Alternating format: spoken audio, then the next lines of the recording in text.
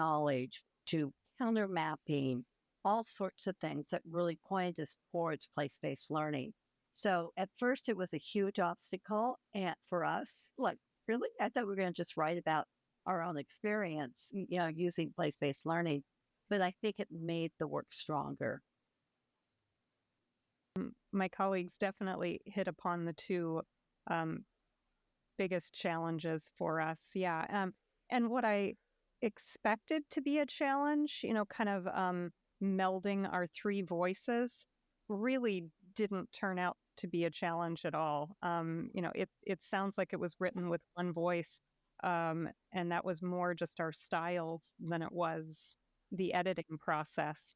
Now I read it and I get super confused. I'm like, did I write that chapter? I don't think I wrote that chapter. Like, oh, that's really good. I wish I had written that. And that was very beautiful to me. That moment of kind of friction between, older research and validating, our collective experience and what we knew through experience, while also it gave us an opportunity in a lot of spaces and moments in the book to say, no, we're still going to lean into this older, date-wise research because of the very fact that it gives us the opportunity to be the thing we say in terms of like decolonizing curricula and honoring, ways of knowing, and it doesn't necessarily have to be bound again to time. Identify your general why. Why do you want that? Because you want to be more loving, you want to just be more giving and more uplifting. Why knowledge matters.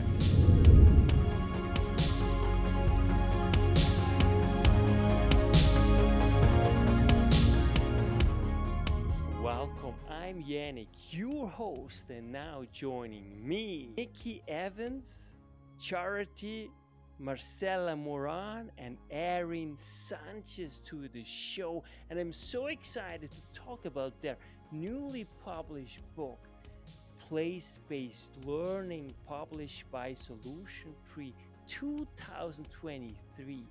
A truly game changer when it comes to place-based learning. And I have to be honest, I will use this book greatly in order to improve my practice when it comes to place-based learning. So first and foremost, congratulations for this outstandingly written and helpful book. It's not just really meaningful, but it's also at the same time as practical. And that's what we want to have. So welcome, Charity, Erin, and Michi to the show. It's such a treat to have you all here. Thank you. Thank you. So now, just quickly for our viewers and listeners, who is Charity Moran, Erin Sanchez, and Michi Evans? So let's start with Michi, but just very important, just in one sentence. In one, I'm a passionate educator and an advocate for all students, all learners. Erin. I'd say an educator for social justice and a mom, and I'll leave the and hanging there. Very good. And Charity Moran. I am a lover of deep and new experiences. That is beautiful. And, I truly, That was too, tough. I love lovers. And I think you are all in one way or another lovers. So let's really dive into the book. But first and foremost, what I find very interesting is the way you met each other, because I know that you actually don't live very close to each other. So just tell me a little bit about how it came all about that you three met and ultimately decided to write place-based learning together.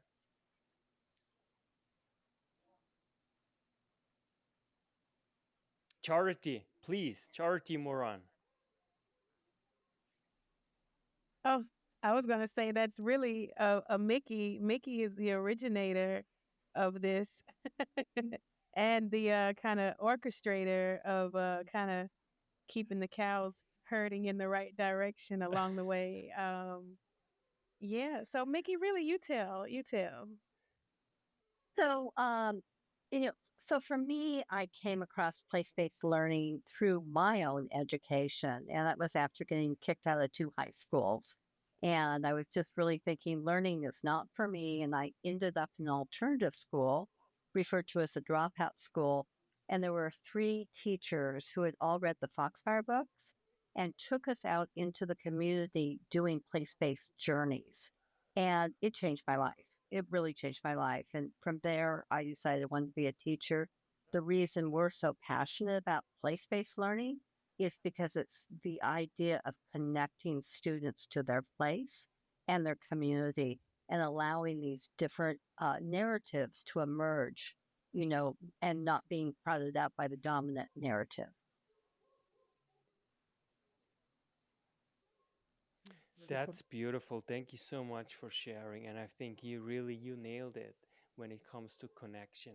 And I think that's what we all somehow strive in our lives, right? We want to have meaningful connection, right? Because really, meaning comes really from connection, right? As Steve Jobs once said, we can only connect the dots looking backwards, right? And by doing so, we can actually start connecting the dots. And that's also with people, right?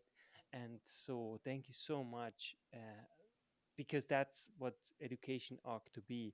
So, let's dive a little bit into it. So, when did you start thinking about place born learning and especially writing a book, to gather three people? Different ways of thinking, because that's a huge challenge. Of course, you are just mentioning Mickey, and thank you so much for being so vulnerable and really showing your background, because this really comes through in this book. It's really authentic, and we need those kind of voices, because that's how it ultimately sticks and we can relate to, and we can really start looking at place-based learning, but also alternative learning, or whatever you want to call it. To me, there's nothing like special education. I think we are all, to some extent, special education, because every one of us is special, and I think this is so helpful what you're doing. So just please start and give us a taste of who initiated actually writing the book and how did it unfold. It might have been a very messy process, isn't it? Well, the question of who initiated it is not messy. That one's really easy. That was definitely Mickey. Uh, and then Charity, and lastly, me. It was Mickey saying every time we got together, every time we'd have a call or be in person, she'd be like, we have to write a book about this. Just because of our experiences, and then also like this void that existed between the project-based work that we were immersed in professionally, and then the place-based work where our hearts were, and where our teaching experience was. Um, and, we found it that no one was bridging that void. And so, yeah, Mickey kept pushing, saying, what do you think? Like, let's look at an outline. What might an outline look like? And then Charity would help us dream big and be like, why does it even have to look like an outline? And I just follow along as best.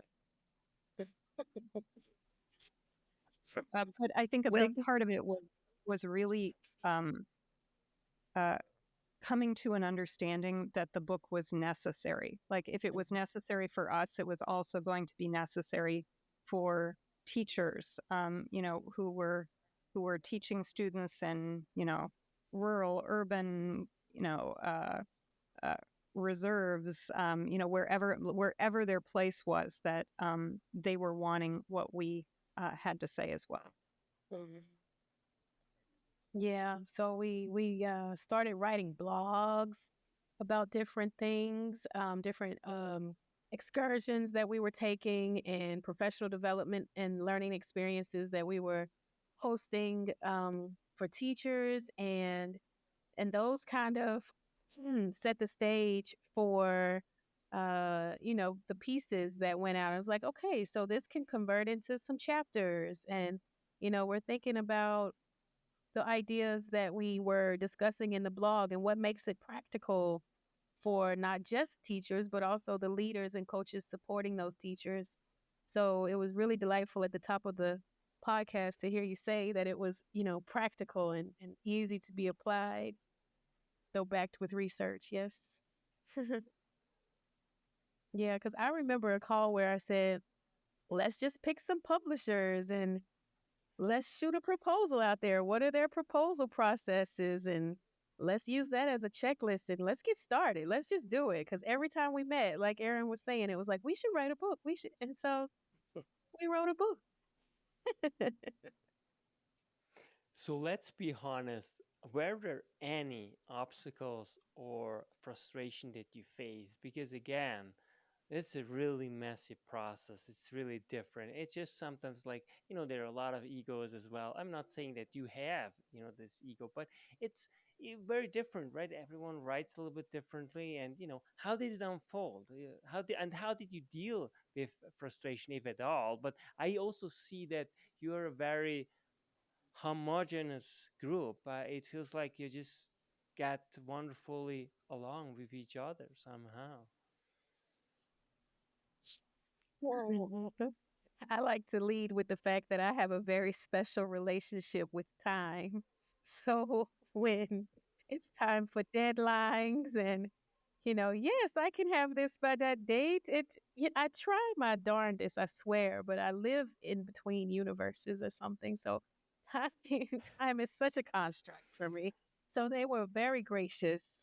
At first and foremost, in terms of process, when it came to things like that. And we're really cool women, so it wasn't that hard to say, okay, hey, let's just try again later. We'll push it back, no worries. I think we heard enough no worries for everyone on the globe. So a Well, lot of that.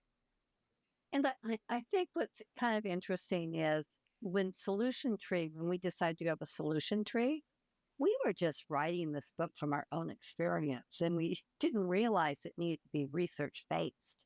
So all of a sudden that took us down a whole nother path of finding research that supports the whole notion behind place-based learning.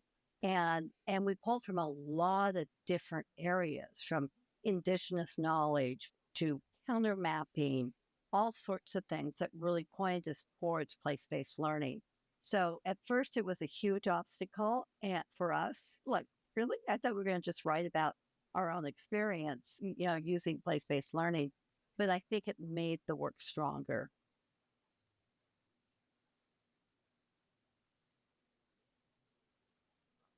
Do you have anything to add, Miss Sanchez? Oh, I think my colleagues definitely hit upon the two um, biggest challenges for us. Yeah.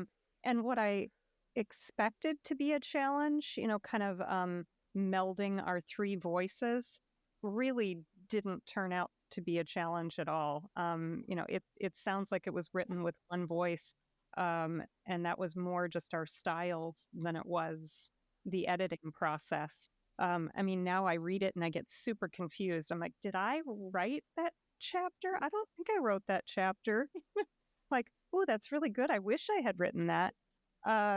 No, but it didn't turn out to be much of an issue at all. But the research was a challenge, especially because, like I said, there is this void, and there's research that's really old, like all the way back to Foxfire, like Michi was talking about, and then there's a small segment of newer, more cutting edge research around, decolonizing assessment practices, which we pull in, which made the text much stronger than even our initial hope for it. But at first was very daunting because I haven't done research since grad school, a long time. And that was very beautiful to me. That moment of kind of friction between older research and validating our collective experience and what we knew through experience, while also it gave us an opportunity in a lot of spaces and moments in the book to say no, we're still going to lean into this older date-wise research because of the very fact that it gives us the opportunity to be the thing we say in terms of like decolonizing curricula and honoring, ways of knowing, and it doesn't necessarily have to be bound again to time.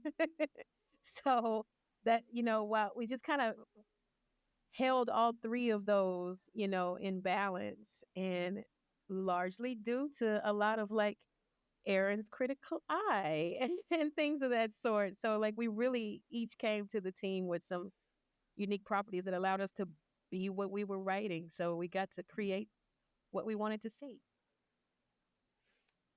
It also goes to show that usually, and we see this back usually in history, whether ancient religions usually, they already knew intuitively, certain things or a certain understanding they had before we actually had the scientific method of validating, right? And, of being able to measure things, right? And what I find really interesting here, what you just touched on, is to this, decolonization of certain ways of knowing, of certain ways of understanding the world. Like when it comes to Western science, it's always like, well, if it's measurable, then it's science. If it's not measurable, it's not science. On the other hand, you have indigenous science, which is if it's relational, it's science. If it's not relational, it is not science, right? So, and the two are just perfectly complementary. On the one hand, we have the details, and the other, it's just gives us somehow coherence, right? That puts all of it ultimately together, and then the acknowledgement of that the whole is greater than its parts, right? And I think that's so wonderful, really, to understand.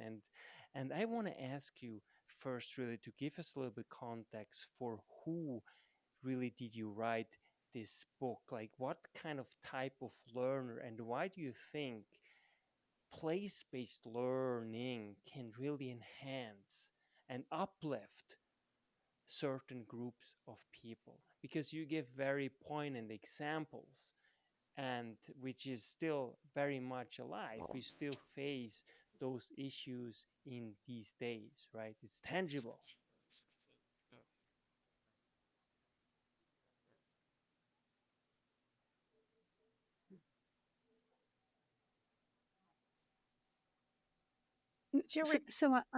Oh, go ahead. Go ahead, Charity.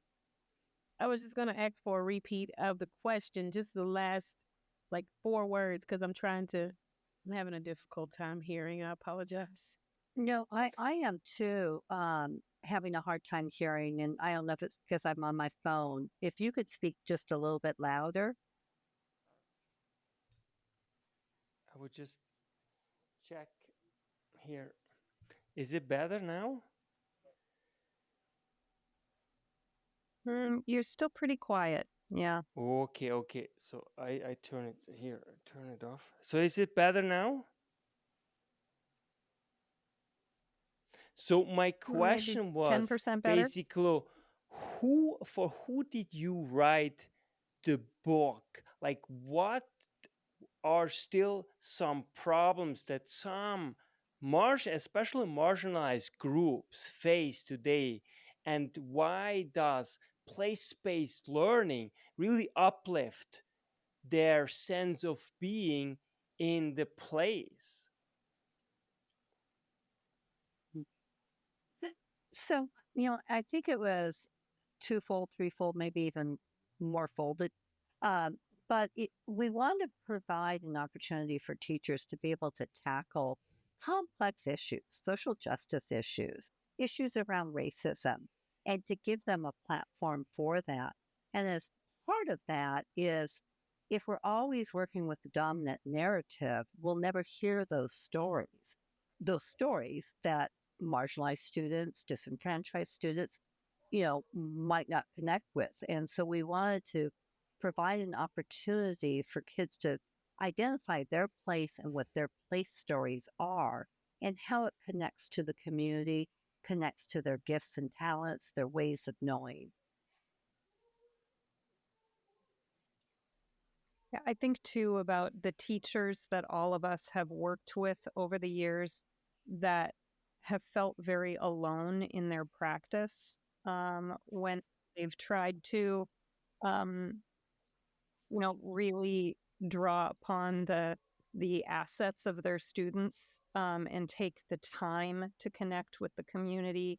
And it maybe happens very rarely because of those structures that they're constantly pushing up against. Um, and so in writing, we wanted teachers to feel less alone, to have a sense of community through place-based learning, and even through the text and being able to connect with one another on it. I think Charity, your work in Ghana right now speaks to that as well, of creating a community of educators who are not in it alone, and that's a very powerful part of the book, I think.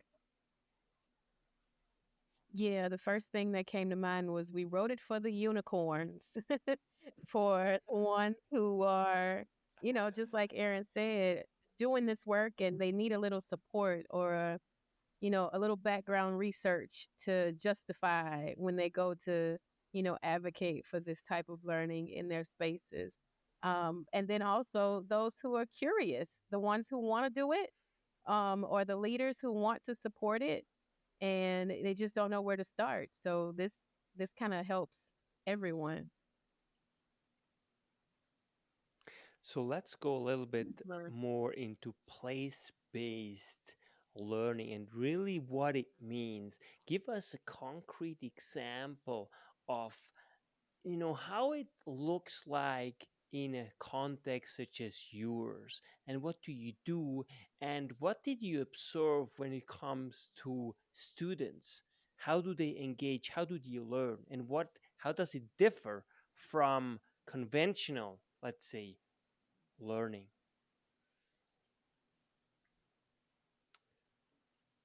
Miss Eva Evans? So one of the processes we use, it's called the pedagogy of the Griho, where we've used that process as story mapping for both educators, teachers, and students to go out and really interview the Grihos in their community and begin to uncover the stories of their community, both the challenges, the strengths, and looking at that as a starting point.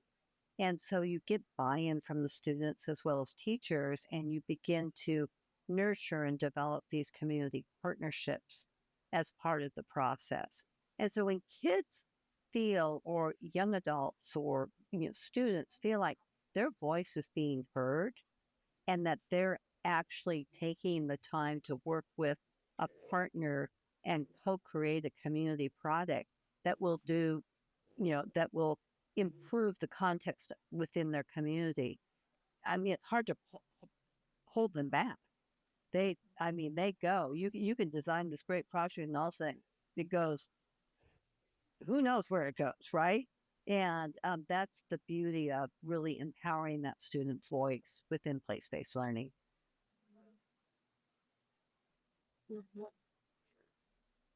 And it's hard too. I mean, we could give examples all day long, and every one of them is so unique because it's not just one context or one way that place-based learning looks, because it's shaped by the community, by the school, by the students. Like I think of the school that I started teaching in 24 years ago that was very place-based but self-directed, where students were designing projects from their own passions. And so one student, that might mean paddle boating down the Mississippi River doing water quality testing. And for another student, that may be, bringing their horse onto campus to demonstrate hippotherapy. And then you go across the country, because that was in Minnesota where I was raised, across the country to Washington State where I live now, and working with a school in Spokane, Washington, that served primarily Spokane Nation Indigenous students. And their project looked like all of them going to hunting camp and hunting in their usual and accustomed places, and aligning that to content standards, but more than anything, drawing on their own ways of knowing in those cultural assets in order to learn, right? And each one of us can give multiple examples, and the thread throughout all of them, right, is community and cultural assets. And we can draw other through lines as well, but the experiences are so vastly different. Miss Charity, do you have anything Yes, to heavy add? on the assets. And I really love that about the work that we do in the book and the discussions that we facilitate. Is not just about solving problems or rising to challenges in the community, but also amplifying where those assets are and the strengths and the untold stories is often, and the counter narratives is often where we find that the bulk of that value. And I think this is so important, right? Strength based. And that's why I really find it so helpful. It's a strength based education and looking at social issues, right? We look at the strength of a community, of an individual, and then really start, lifting these kind of things up, where then creativity and really engagements comes into the equation, where we can really make a difference. And in addition, I find also so helpful that you mentioned story, right? And that's how we see, right? We always make stories, right? And really it helps us really make meaning, right? Because we can only make meaning. And that's, to me, is why, in my view, oral traditions are so powerful, because they they do not write it down, but they tell a story. So it really appeals to our emotional center, the limbic system, right? And that's how we can put the dots together, and then it sticks, right? And I think that's so much missing right now in this kind of type of education, where we still, to some extent, overvalue, like, the just remembering facts, right?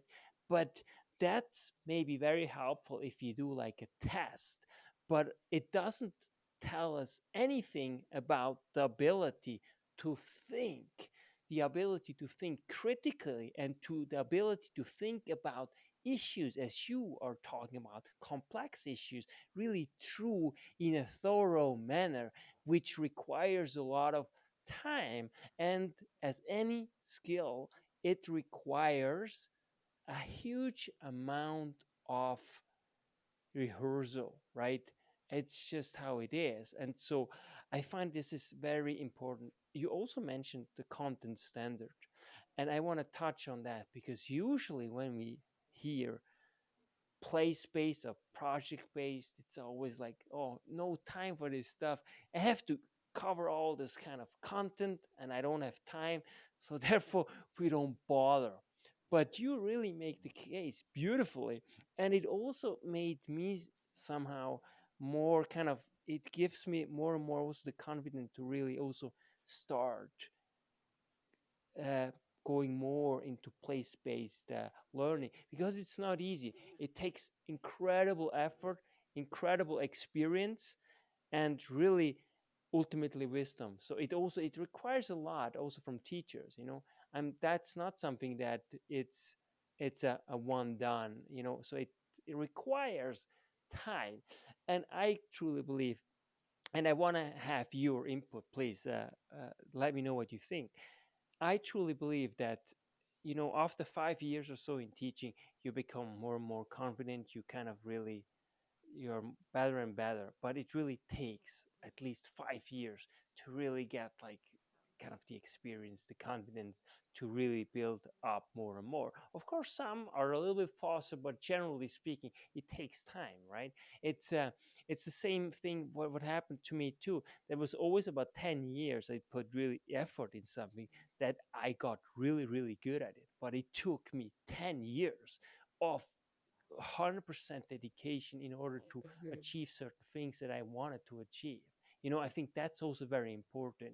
And I think, just generally speaking, everyone who is in teaching or in consulting or whatever, or in leadership, it takes time. It really takes time. And usually we don't really have it. We don't have this passion anymore because we are surrounded by this, to some extent, really fast world, right? There's just like immediate reward, right? So how do you see that? I want to have your response. So please, let's start with Miss Evans, and then go to Miss Sanchez, and then to Miss Moran.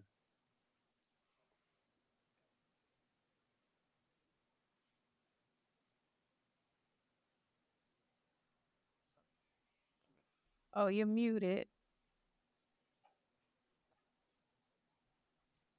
I think a large part of it is trusting yourself and trusting the process. And most importantly, trusting your students and knowing your students well. That if we combine all of those, we begin to see what is truly important in education, right? And we're still aligning our work with the standards. We're still, showing evidence, but we're going far deeper than if you're just teaching the standards, right? So kids are making sense of it. They're developing skills that they'll use beyond school. Yeah, And it and I would, goes, something you said, Yanik, that I found so interesting was, like the the process of learning about place-based learning.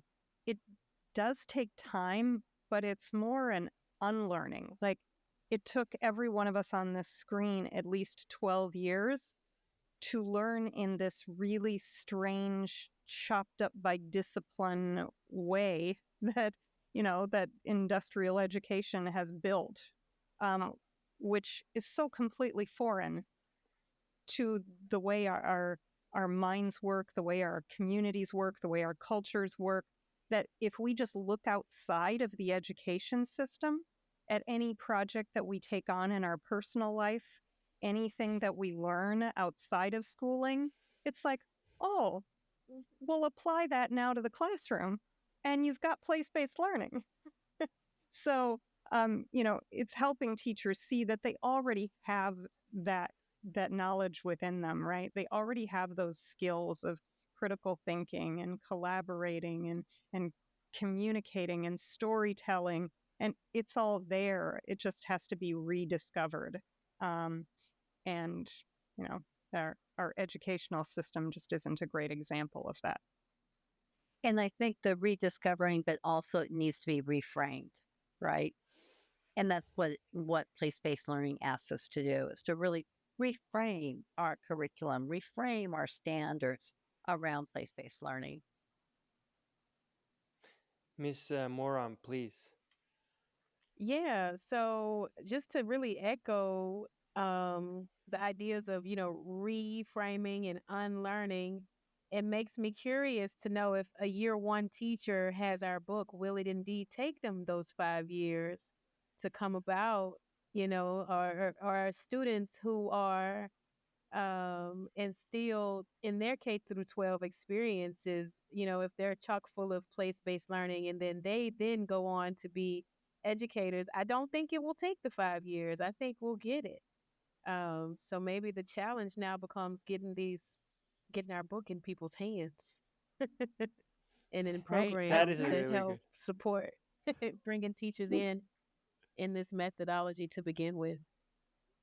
I totally agree with you too, Charity. I mean, we use the analogy in our book, or we talk about, how a student who is immersed in place-based learning in a school that is all place-based, they may be brand new to learning in that way,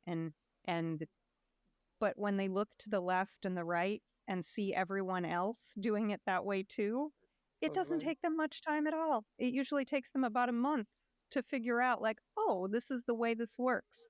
And I think it's similar too. Like, I started out in an entirely place-based school, and that's the way I've taught ever since. Like, I didn't need to learn the traditional way to get it. And I think I was a pretty strong teacher pretty fast. And I think once teachers see how place based learning really builds those relationships with the kids, it energizes you. It's so much fun. It really is. And you're pulling ideas from the kids, you're from community partners. And it's just really, I mean, I think as a teacher, I know I was very engaged. Yeah, I will make some comments. Well, first and foremost, Miss Moran, you're also really a born seller. You're a really good seller. You made a very good point in terms of your book. I wanted to say that, and to me also reframing and on learning, they're very actually very interesting. I think that's so important because you were mentioning, all of you were mentioning about the process, right? And right now, what we always think about conventional education, we always think about the outcome, right? The grade we get, right? But we don't really focus on the process. And really, life is really about the process, right? So it's all about the process, right? So and so that's why I find it so important to just reframe this, but it needs a new mindset really that we have to instill, from a from a top down, but also from a bottom up level, that we have to see life as a process and not as somehow an end, in itself, like the grade, right? And so I think that's really important. And you also mentioned that, like, the purpose driven, right? And that's really where intrinsic motivation can really, be developed, right? And that's, I think, what you do such a brilliant job when it comes to this book. And of course, and then about relationships, right? You talk about relationship, and again, it's really full circle back, which really is about connection, right? We want to forge relationships. And what I find it so beautifully that you really talk about that you want to cultivate community partnership. So talk a little bit about community partnership and how this somehow, brings people together and how it uplifts learning.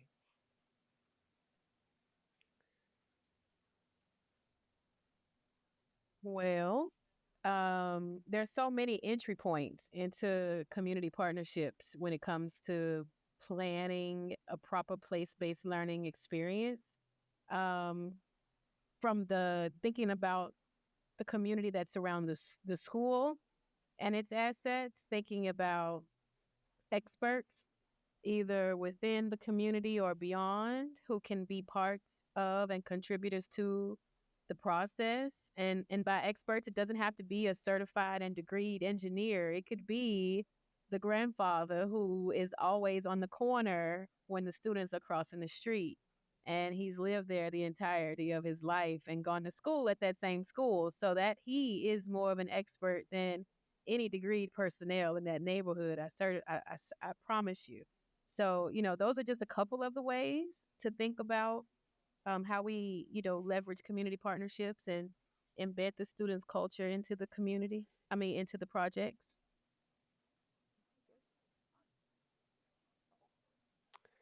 Miss Sanchez. Yeah, and nurturing those potential partnerships um, over a long period of time so that there's some longevity there. I mean, one gift that I think any school leader can give to their teachers is to start that community partner database early. And we have, a process for community asset mapping, um, whereby you just find out like what's the potential in the community. And it doesn't mean that it's aligned to a place-based journey right off the bat. It may be, that you're creating this database, and then a couple years down the road, you say, "Oh, that hardware store that we contacted summer before last. They're saying they want a mural painted on the side of the hardware store, or we're going to reach out to them in some way." So just creating that sustainability by having a level of visibility that schools might not be accustomed to, because unfortunately schools have become, sometimes little islands, and they forget that they're a part of a larger community. So again, like really making themselves more visible in order to collect those potential community partners that then can be utilized over time. So Miss I think Evans. traditionally, in a way, um, doing school, we disconnect with the community, and really what this is doing is building that connectedness, and also in the whole process, it's really opening up different career pathways for kids that maybe they never even thought about. And so they're seeing people who look like them, who are doing this work in the community, who are passionate about it. So, it's really creating this new pathway for them. Why do you think there is such a disconnect between usually schools and communities? Why is that?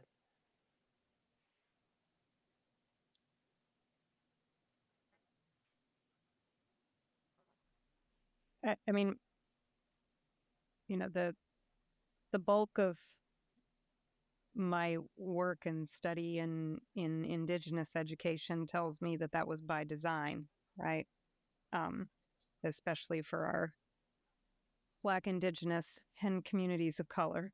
And, so separating students from their communities means separating them from their cultures. At least, that was the intent, right? And in so doing, they just become part of the dominant culture. Uh, and so again, it's that indigenizing the curriculum, the content, and the methodology for teachers, and how liberating that can be as well, um, to reintroduce them to what's possible, when students really are not asked to give up anything of themselves, but can fully bring themselves into the classroom and have all of those assets appreciated and incorporated.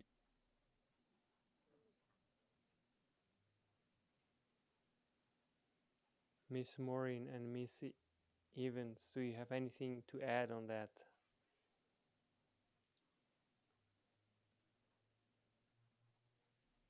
I mean, no. I would just be saying the same thing in different words, and it's just at its core, um, busting through institutions that have been very intentional and ingrained. Yeah, very much so. Tell us a little bit about why feedback, revision, and reflection is so important. And I believe he also actually Mm. pointed out, I think it was Confucius, that there are three levels of learning, right? One is through reflection, that's basically the best one. The second one is through imitation. And the third one is really through experience, right? And the last one is actually the hardest, right? But it can also be pretty lastingly, right, to some extent, right? But it takes a lot of time. So please tell us a little bit that, why you think that reflection, feedback, revision, and reflection is so important, but especially reflection, because you're also quoting Dewey, like the great educational philosopher. And so how important really reflection is in the process.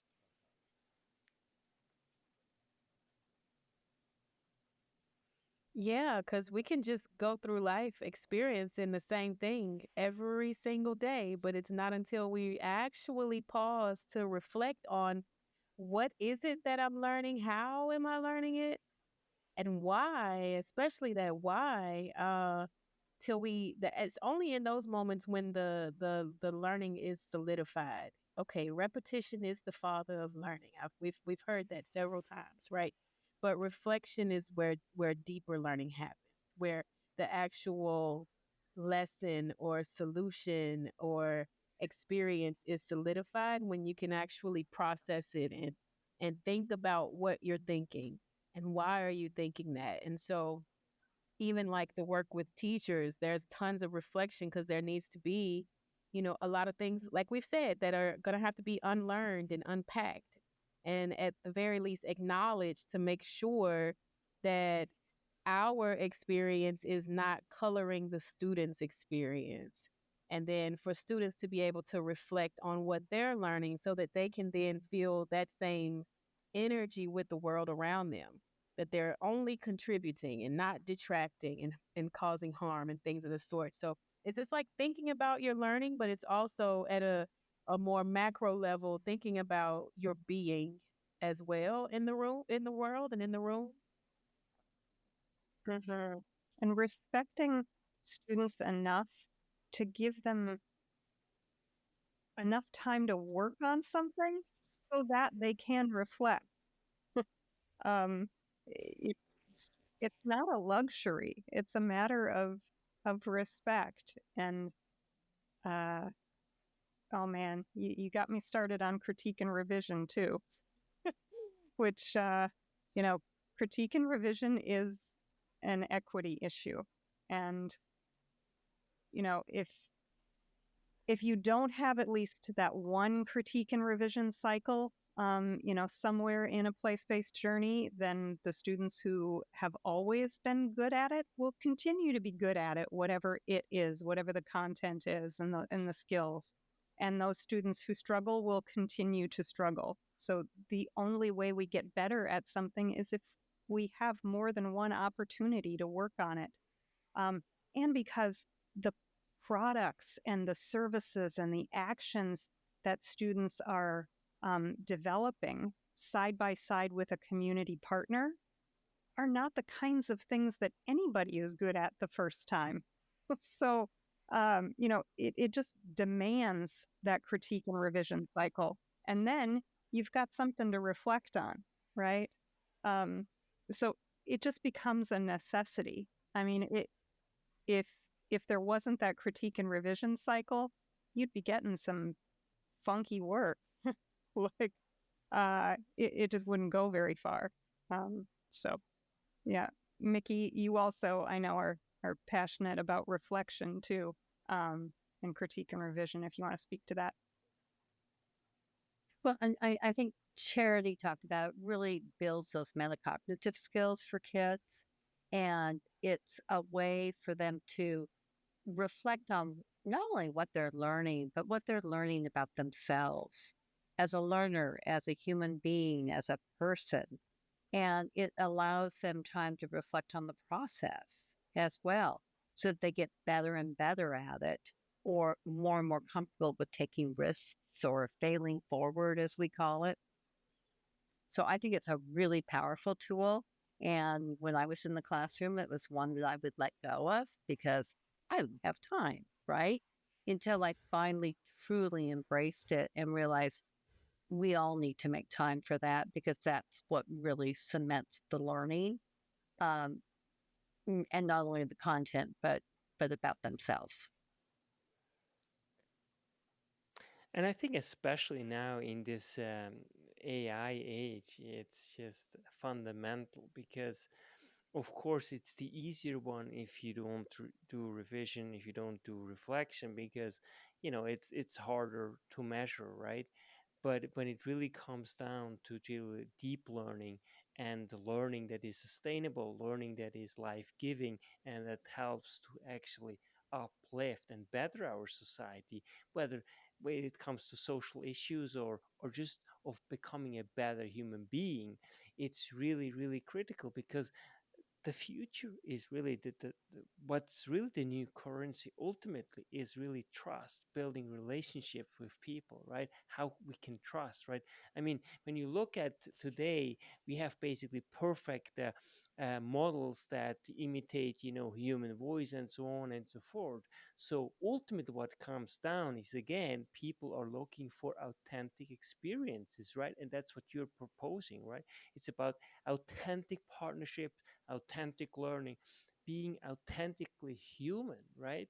And really connect and build those kind of relationships that really brings us all together, whether it's indigenous method or Western method. Those two are not mutually exclusive. They are perfectly complementary, and that ultimately will just improve our society as a whole. We still have a long to go, of course, but this is one thing that makes me hopeful, and I want to have your take on that. What I find here in North America, we are very blessed because we have so different perspectives. Basically, the whole world is here, right? And everyone adds something to this mosaic, of North America, really, that makes our culture so much more uh, life giving and fruitful. When you just think about what we can learn from indigenous method or other cultures and how we can improve our way of doing things, right? But I think it takes a lot of courage, and it takes the process. We have to put forward the process as educators. Now, the question is, how do we do this best? Like, how should I go about? I'm a teacher. I want to start um, place based learning. What is the first thing that you would recommend me to do in order to start your outstanding work that you have written in place based learning, published by Solution Tree?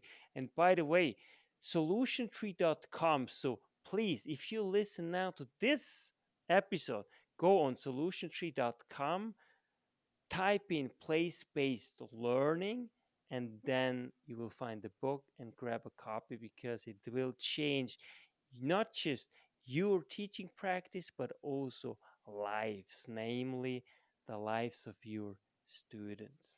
So please, what is the first and single most step to start implementing your work?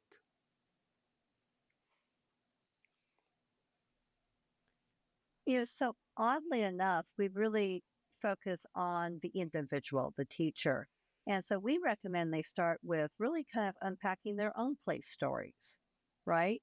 Where, places that they connect with, how their cultural identity is connected to that place.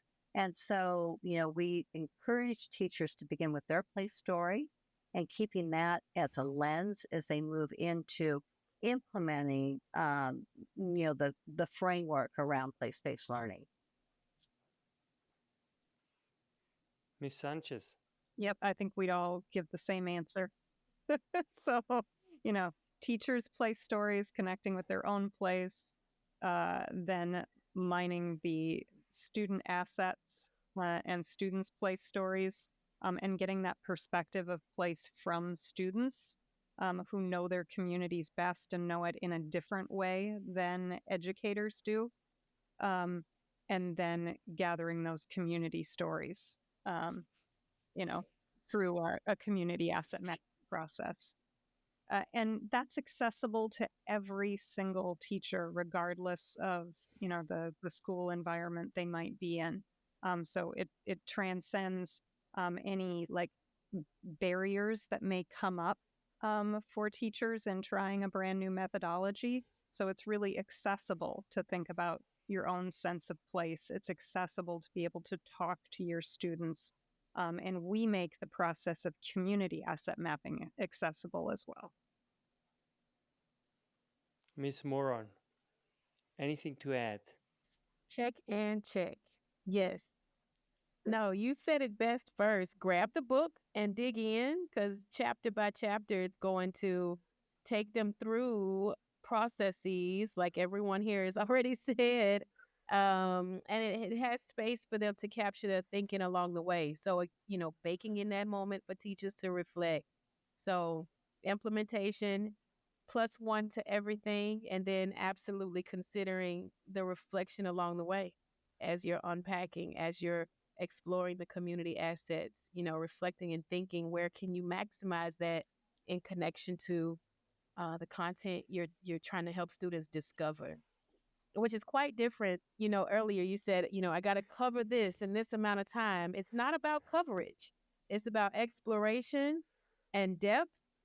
And that will always have bigger payoffs on every measurement system that teachers are held to across this globe. Depth is always a guarantee when you're with the place-based learning. So get ready for the depth is something else I would add. I love that. And I just want to say that, I really like all of you three. I think I would love to be, part of your team. It will be so fun to have coffee with you three. I can tell you. And I really appreciate your work, what you're doing. And one day I'm sure we will meet at the conference or whatever, and we will have great fun, have dinner and Mhm. whatever. So much fun. So, but last question, really important, and I want to know what makes you feel alive.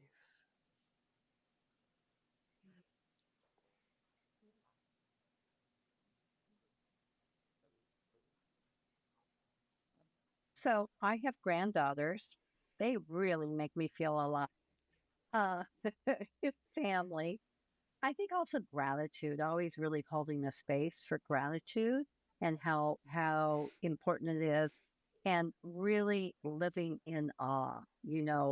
Taking a walk and not be thinking about, oh, the next chapter of the book, but to be looking around and going, oh, this is amazing, and making that connection. So for me, I think that's what really gets me in. Of course, I'll add travel because it's so great to dive into different cultures and look at the world through multiple perspectives.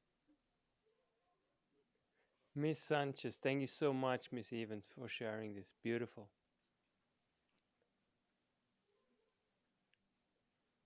Oh, goodness. Um, the things that make me feel alive are the same things that make me feel really tired right now.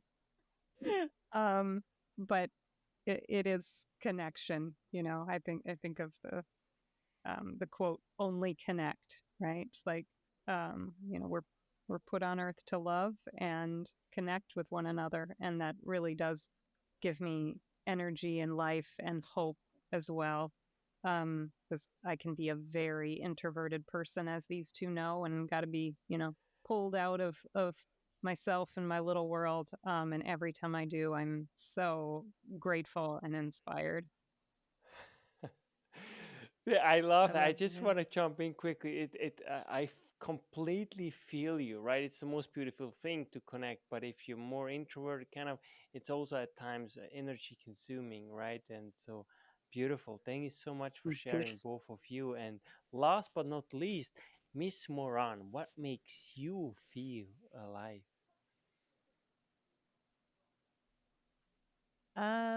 What makes me feel alive is really ideas. It's three things. It's ideas, joy, and I'm gonna double down on Mickey's gratitude. I've started this practice every night at 9 p.m. An alarm goes off in my phone, and no matter the time zone, it's for me to write down or at least think about three things I'm grateful for the day.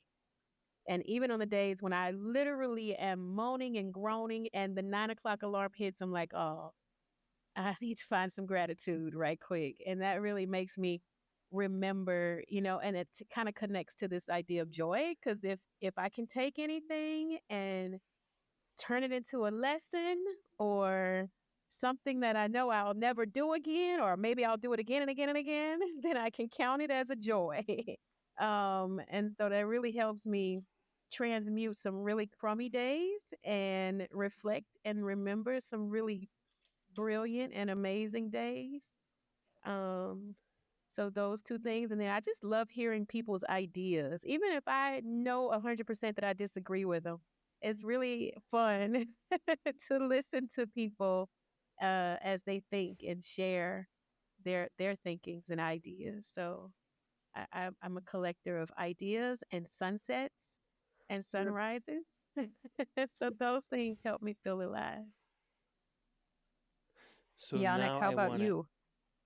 Oh, this is a good question. I think it's really similar to you, right? It's really connection. It's really the most simple things, yeah, in the morning. Just getting up very, very early and just doing my practice, my meditation, short meditation, maybe 10, 15 minutes, my workout, and having a shower and preparing, of course, coffee, and then just writing my journal, and just as you do too, just being, grateful for whatever I'm grateful for, what's my goal, what I love looking forward to, and my visions.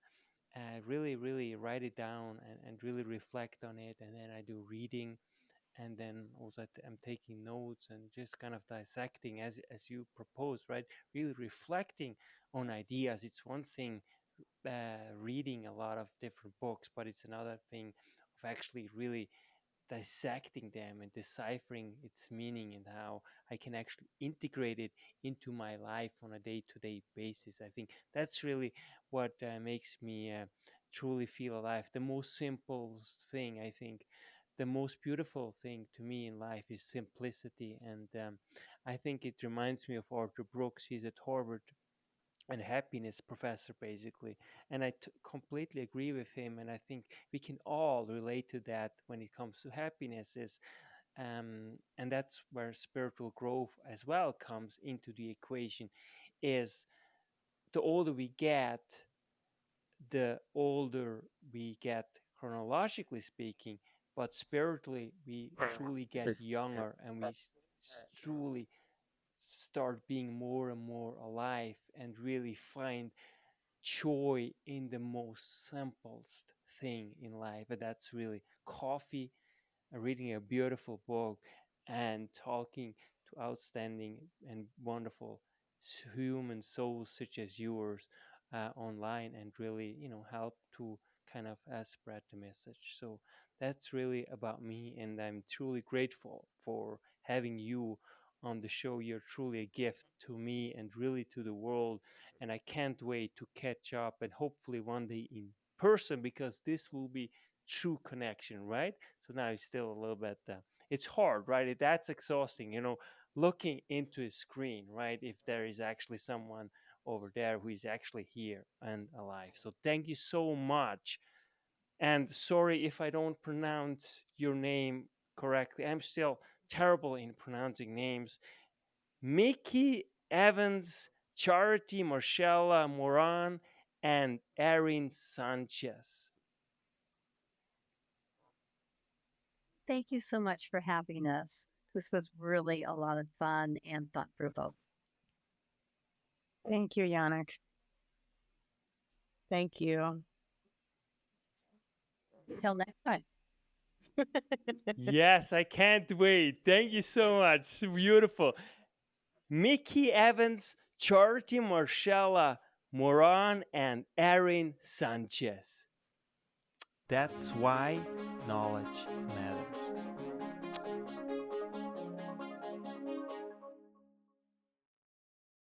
Make your life a masterpiece. Visit now programs.the-ykm.com. Meant to make you grow.